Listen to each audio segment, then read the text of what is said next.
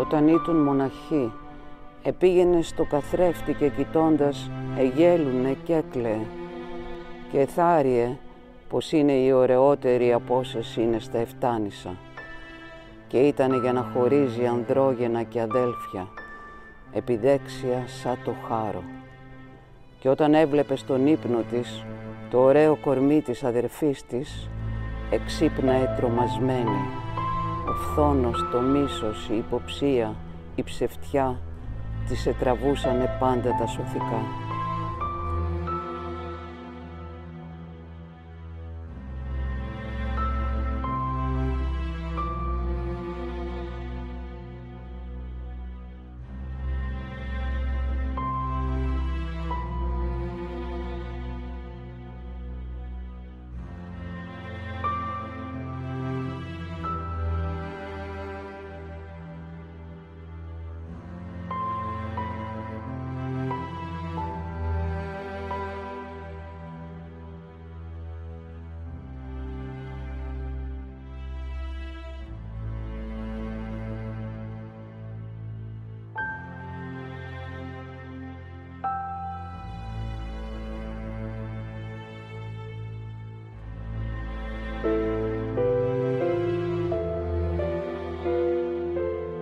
Και επήγε ο πίσω από το καθρέφτη και την άκουα να κάνει μεγάλη ταραχή και έσκασε ένα γέλιο μεγάλο και αντιβούησε η κάμερα φωνάζοντας «Να μάτια μου το ψυχικό».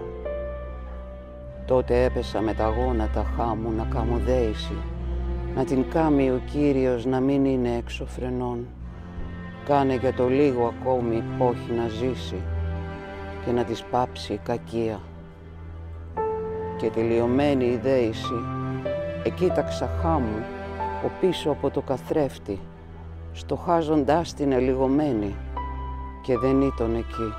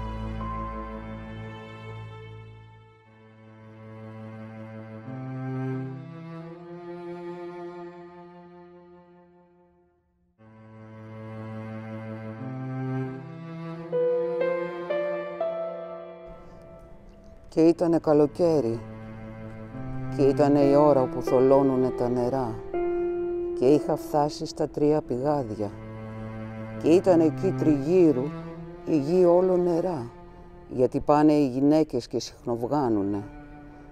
Εσταμάτησα σε ένα από τα 3 πηγάδια και απειθώνοντας τα χέρια μου στο φυλιατρό του πηγαδιού έσκυψα να ειδώ αν ήτουν πολύ νερό.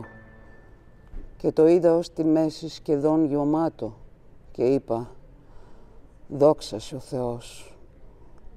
Γλυκιά η δροσιά που στέρνει για τα σπλάχνα του ανθρώπου το καλοκαίρι, μεγάλα τα έργα του και μεγάλη η ευχαριστία του ανθρώπου.